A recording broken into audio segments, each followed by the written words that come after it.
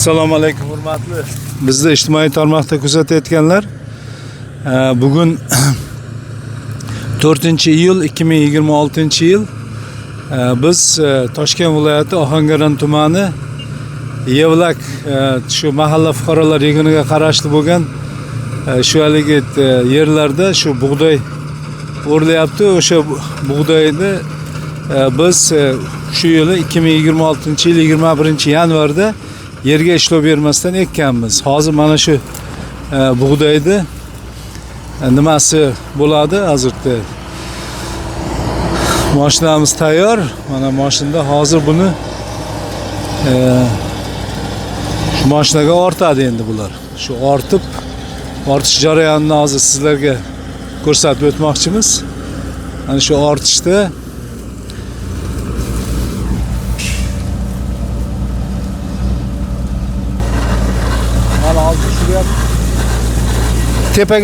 tepaga chiqib oldi, tepaga chiqib. Shunday nima?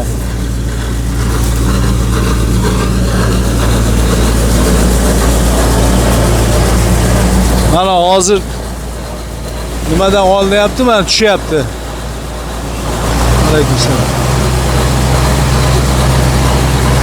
Mana shu yerda hozirgi o'rtacha hisob-kitoblarga qaraganda mana shu lalimi yerlardagi hosilimiz 4 tonna atrofida bo'lyaptimi Jamshid? 4 tonna. 4 tonnadan ortiq endi shu 4,5 tonna atrofida bo'lyapti. Mana hozir to'liq biz jarayonlarni ko'rsatib o'tmoqchimiz.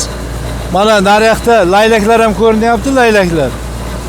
Shu laylaklar to'liq bu yerda bosibdi, lekin bir poda laylak yuribdi bu yerda. 4,5 tonna atrofida mana shu lalim yerlarda shu 2026-yil 21-yanvar kuni ekilgan bug'doy. 2026-yil 21-yanvarda ekilgan. Undan tashqari shu 100 kilogramm atrofida azotli o'g'itlar berilgan. 2 marta suspenziya qilingan. Shu NPK 18 dan qilingan. Shu 2 kilo atrofida shu kalit berilgan, keyin kali gummat berilgan bu yerda. Umuman shu nima deydi? Barcha agrotexnik tadbirlar lalimi yerlarda sug'oriladigan maydonlardagi agrotexnik tadbirlar qilingan. Mana shunday dalamizdan hozir biz sizlarga reportaj olib boryapmiz. Tugadimi? Endi mana hozir mana orqasida mana somonlarni ham ko'rsak bo'ladi. Bu somonlar ertaga xuddi shunday qoladi. Oxirida mana laylaklarimiz ham biz kelganimizdan keyin sal cheka chiqib turishibdi. Endi hozir bu nima? Mana hali ham bug'doyda to'kyapti, bug'doy to'kilyapti. Katta rahmat barchaga.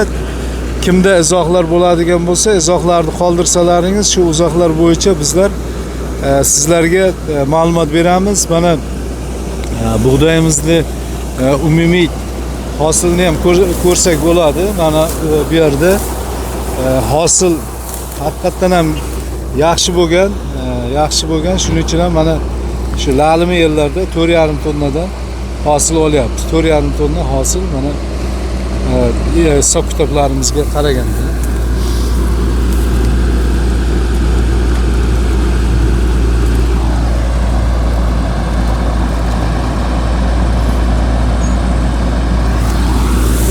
Mana endi hozir kombay yurishni boshlaydi. Kombay yurgandan keyin yana orqasidan bitta olamiz. Shu bo'yicha mana kombayimiz yurib ketdi endi. Kombay yurdi. Baraka bo'lsin. Jamshid, men endi o'zing gapir. Nima ishlar qilding bu yerda? Bu yerga 100 kilo 110 kilodan qayroq tashnavli bug'doy ekkanmiz. 21-yanvar kuni yerga ishlov bermasdan to'g'ridan-to'g'ri shu Braziliyadan olib kelgan selkamizga shu yerga ekkanmiz. Mana ko'rishingiz mumkin. Yerga hech qanaqa ishlov berilmagan, sug'orilmagan. Xudo xolasa bu yil yog'ingarchilik yaxshi keldi.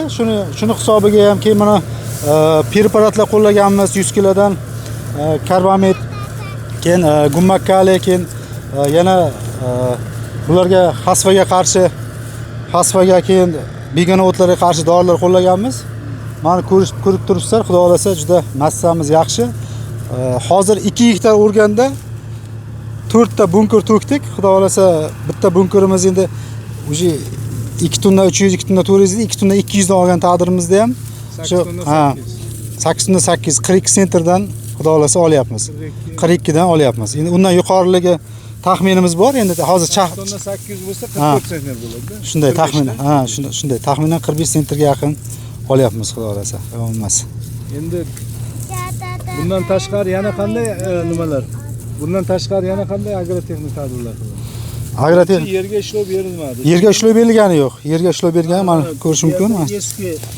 Eski mana chirindilar, tikonlar, yontog'laridan chirindilari ham turibdi. Yerga ishlov berilmagan. Shu 20 ham kechigim ham ketdik. Biz sal yerimiz sal kechroq gaplashib qolganimiz hisobiga 21 yanvar kunlari ekilgan bu. Xudoga shukr, undan keyin yaxshi yog'ingarchilik bo'lib, birdan chiqarib oldik. 10-15 santimetr bo'lganda mart oylariga 100 kilogramdan karbamid berganmiz. 100 kilogramdan.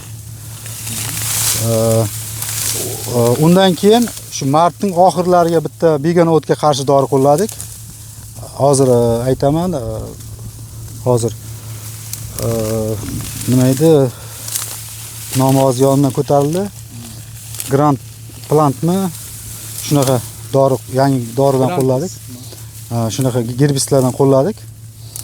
Begona o'tlarni o'ldirdik. Undan keyin bitta suspenziya bilan aralashtirib xasvaga bitta berib yubordik. Suspenziya qildik, gummak kalini qo'shib, keyin 5 kilo karbamid, 5 kilo fosfor anodan shu 5 kilodan qo'shib, boyagi MPK deydi-ku. Shuni 5 kilodan qo'shib, shunga xasvaga qo'shib dori qo'llaganmiz shu yerga.